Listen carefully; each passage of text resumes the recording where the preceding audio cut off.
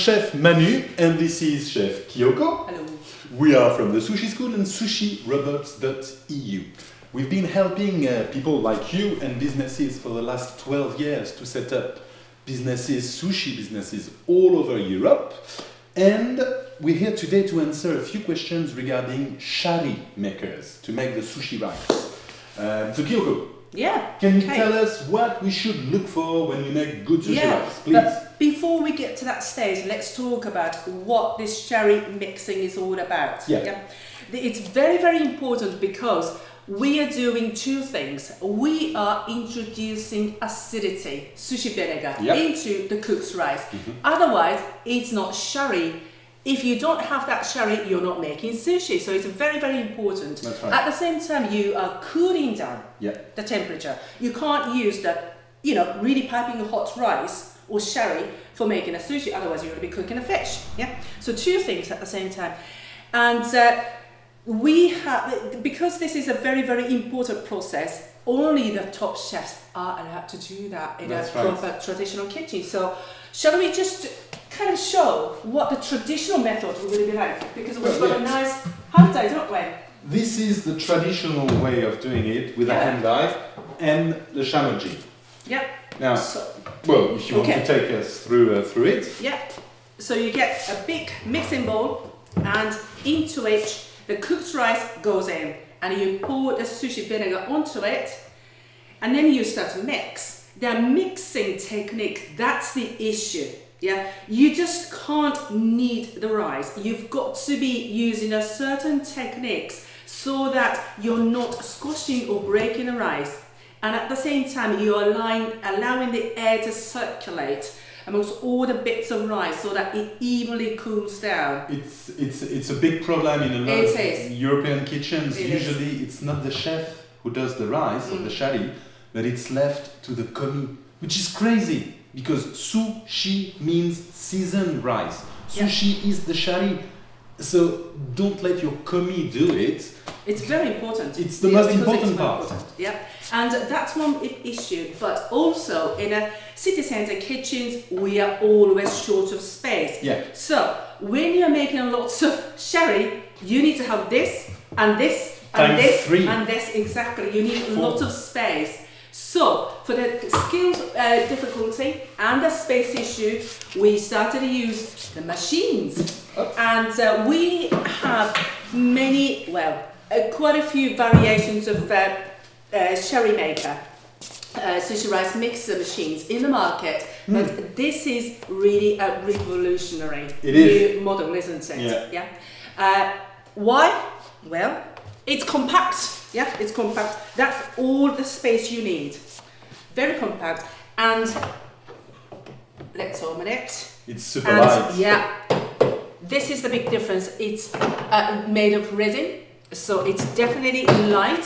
We do get a lot of lady chefs in the kitchen these days, and even for them, even for me, it's very light to lift. So it's easy to clean. There has been, over the years, for the last 20 years, there has been a lot of different types of shari mixers on the market. A lot of them have Teflon. Teflon and metal mixing drum. Very heavy. It's heavy. Awkward to take the rice out, and then very hard to clean. Very hard to clean. So this shape, this weight is absolutely great for easy cleaning and everything. We actually we set up a lot of obviously restaurants with this one in particular, but also factories. Believe it or not, but if you want a good quality shari, this is a great machine to do. So it really takes care of the rice. It takes it like a baby. Exactly. And in the past machines, they all have different technologies to mix the rice. Some of them would just be like tumble dryer, goes round and round and round, and that is not really good. So this one was developed so that it really cradles. So it's so gentle for the rice. And as you can see, you've got the control panel here. You can have 4 programs depending on how much mixing you want to have or how much volume of rice you're doing. Yeah. Because it can mix a lot of rice, can't we? Yeah, you from can the mix small amount. up till I think 13 or 14 kilos. Cooked rice, cooked rice, yeah. And then once it's all set in a particularly big kitchen where different people would be using this machine, you can lock the settings so that, so everybody would be doing the same thing. So it's a really great user-friendly stuff. Well, Kyoko, now we're going to actually put some rice in it. So I'm going to call Dylan. Yeah, okay. Arigato gozaimasu for your help. All right, yo. See you later. See you later, okay? Good. Dylan-san, Yep. if you want to come over. Okay, so this is Dylan from the sushi school as well, and Dylan helps us with all the installation bits and the training and so on for the chefs. Obviously, you've used that machine 100 times. A lot, yeah. So, well, we're going to get some shari, put it in, and then let's show us what's in there. If you want to take it. Basically, usually, you come and mix your rice. And in restaurants, what they do most of the time is they've got big white plastic containers. They put a lot of rice in it, and they come and they mix the rice literally. By doing that, they don't cool down the rice, and also they break the rice. Then the rice is left to sit for an hour and a half to actually get down in temperature. This is terrible for your rice. This is the best way, because you put the rice, you add your vinegar, go ahead. Chop. So you put it all over now, yeah? Mm-hmm. Perfect. And then you just close the lid. That's all you have to do, and press start. The machine has got like a cradle pattern, so it's like a baby. It's taking care of each grain of rice like a baby. It doesn't go all around, so the rice doesn't fall and break. It really takes good care of the rice. At the beginning, all the vinegar comes into the rice, and because this machine will blow the air in, it will allow the moisture of the water to go away and leave the vinegar to actually go inside of each grain of rice. And this is the part that's the most important. In sushi restaurants, if sometimes, people fall sick or get sick, it's because most of the time of the rice not being mixed properly. This will do an incredible job at mixing your rice. And keeping a very good pH. And keeping the good pH, obviously. So as you know, 3.9 and 4.1. That's right. So here we've put 3 kilos of rice. And how much vinegar did you put? We put 750 milliliters. Okay, so 750 mils for 3 kilos of raw rice will give you a pH between 3.9 and 4.1. You don't want to go above 4.1, then that's when the bacteria can actually develop. Yeah. Right now, it's going to start kicking in, and you're going to hear the machine blowing the air inside. Mm-hmm. This process, the whole process for 3 kilos will take about 5-6 minutes.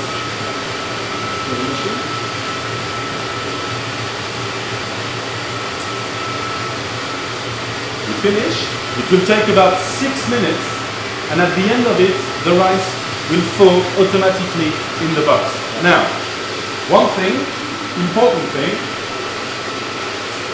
you saw, Dylan, we'll wait for it to finish.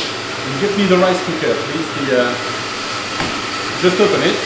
Fine, leave it like that. You saw Dylan taking this. This is very hot. And it's a bit hard to move the rice.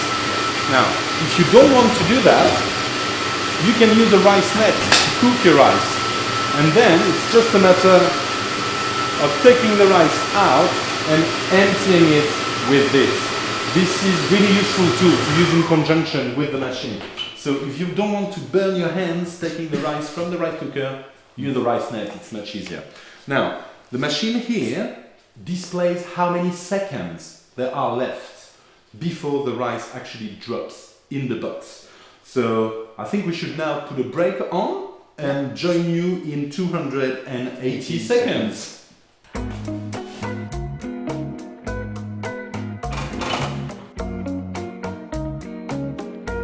So that's it. So you saw the rice coming down straight away in the Shari box. Look around, no rice whatsoever, so you do not need to touch the machine for the rice to come down, which is really good. No cross-contamination.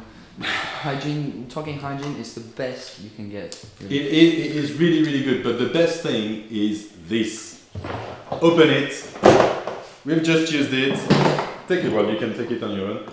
And this is what's left in the machine after basically doing the shari. So you can see that cleaning wise, there is, well, nothing to do. So in comparison to older models of machines with Teflon, it is extremely easy to clean. Do you want to show quickly what needs to be cleaned, please? So for the cleaning this machine, really easy.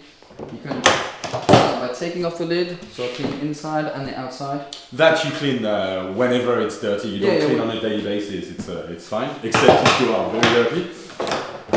And then you have two black clips, so you push out, which makes you be able to get out your rice mixing bar. So this is the rice mixing bar, and there is no Teflon on it again. It's a special coating, but that's no Teflon, so it doesn't wear out. So wash this. You can use this with. You can wash this with soap. Yeah. As well as the interior of your mixing drum. So the mixing drum, as you saw earlier on, you can take out. It's really, really light. It's very light. It can be done on your own. With one hand, look. With one hand. Yeah. And excuse me, Manu. Sorry. Just so you know. Always clean, really good in here because there's a sensor and in here. That's right. Yeah. So just keep the machine clean overall, and that's it. In 6 minutes, you've got an amazing shari ready to use at the right temperature, and that falls straight away in the shari box. Now, I hope we have answered all your questions regarding the ASM780. This is the big version.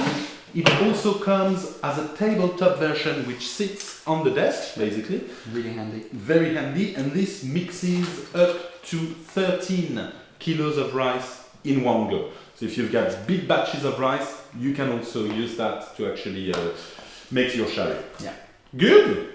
Cool, well, we hope we enjoyed the video. If you have any questions, please come to us, give us a call, go and visit the website or drop us an email. We are happy to help, okay? Happy rice making. Happy rice making! Bye bye. Bye bye.